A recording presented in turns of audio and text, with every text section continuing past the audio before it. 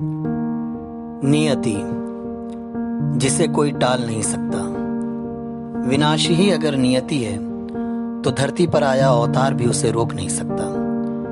कुछ ऐसी ही सोच जब एक निहायत ज़हीन बच्चे के दिलो दिमाग में पेवस्त हो जाती है तो वो नियति और कर्मा के चक्रव्यूह में फंसकर असुर बन जाता है।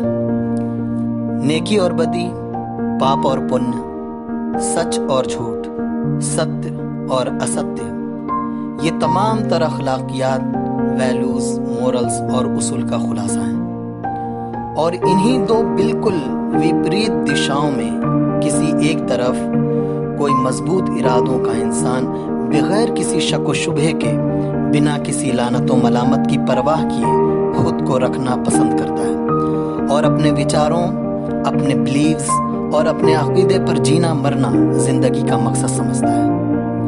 आपको ये मजबूत इरादों के दो लोग अपने अपने बिलीव्स के साथ एक दूसरे के अगेंस्ट, एक दूसरे के सामने पूरे यकीन के साथ खड़े नजर आएंगे और ये दो कैरेक्टर धनंजय और शुभ की शक्ल में यहाँ मौजूद हैं। मगर ऐसा नहीं है कि हर चीज साफ नजर आए। ज्ञान, इल्म, नॉलेज, यहाँ तक कि खुद अपना वजूद, अपनी पर्सनैलिटी भी बहुत से लोगों पर क्लियर नहीं होती।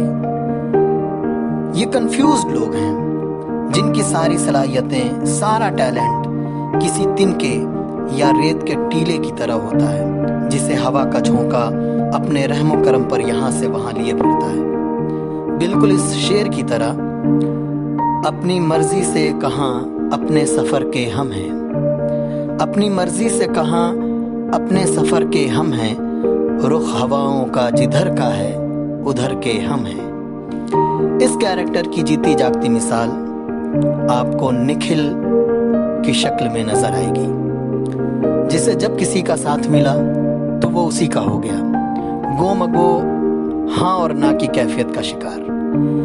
इन तीनों किरदारों और हिंदू मैथोलॉजी के ताने बाने पर बुनी गई एक सनसनीखेज दास्तान का नाम है असुर। असुर यानी दैत्य, राक्षस। इस सीरीज को देखने वाला कह सकता है कि एक टैलेंटेड बच्चे को बाप के तानों ने असुर बना दिया। मगर और लोग भी तो उसके आसपास थे जो उससे मोहब्बत करते थे, उसकी काबिलियत को तस्लीम करते थे। फिर इतने ज्ञान, वेद, पुराण और शास्त्रों के ज्ञान के बाद भी उसने असुर ही बनना क्यों पसंद किया? क्या ये उसकी नियति थी? क्या यही तकदीर थी?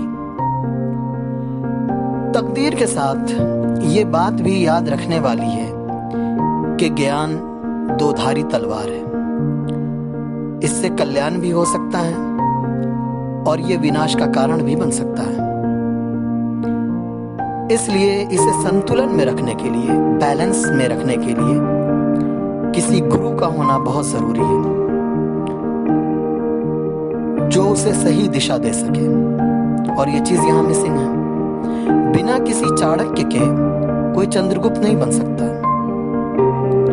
शुभ की विडंबना ये थी कि उसे कोई चाणक्य नहीं मिला, इसलिए हो सकता है वो ज्ञान जो लोगों को महान बनाता है वो उसे असुर बना गया। सिंपली अगर कहा जाए तो नॉलेज रिएक्शन कर गया।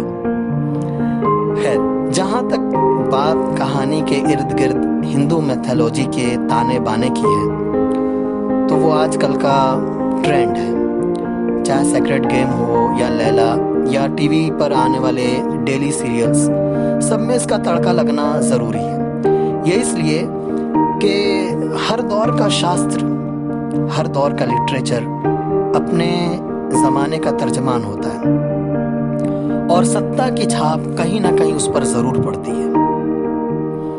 वैसे एक बात है कि ये ढका छुपा, राज जैसा, धुआं धुआं, थोड़ा हौलनाक और डरावना चेहरा धर्म का नहीं होता।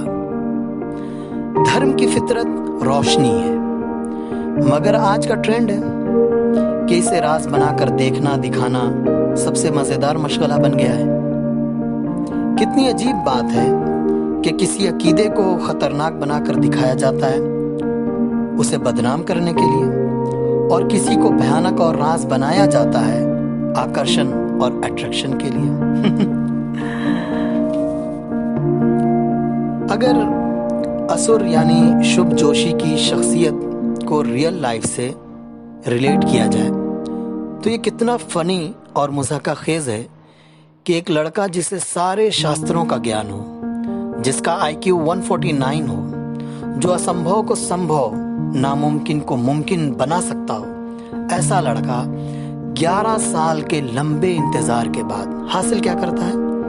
एक CBI ऑफिसर से पर्सनल जंग, कुछ लोगों का मर्डर। चाहे वो कत्ल कितना ही स्मार्टली करता हो, मगर ये कोई कारनामा नहीं है एक ऐसे जीनियस और गॉड गिफ्टेड शख्स के लिए। इसलिए पूरे असुर सीरीज का खुलासा और जान अगर कुछ है तो वो एक डायलॉग है जिसे CBI के एक ऑफिसर लोलाक ने मरते वक्त असुर से कहा था, साले तो बचपन में भी चूतिया ही था।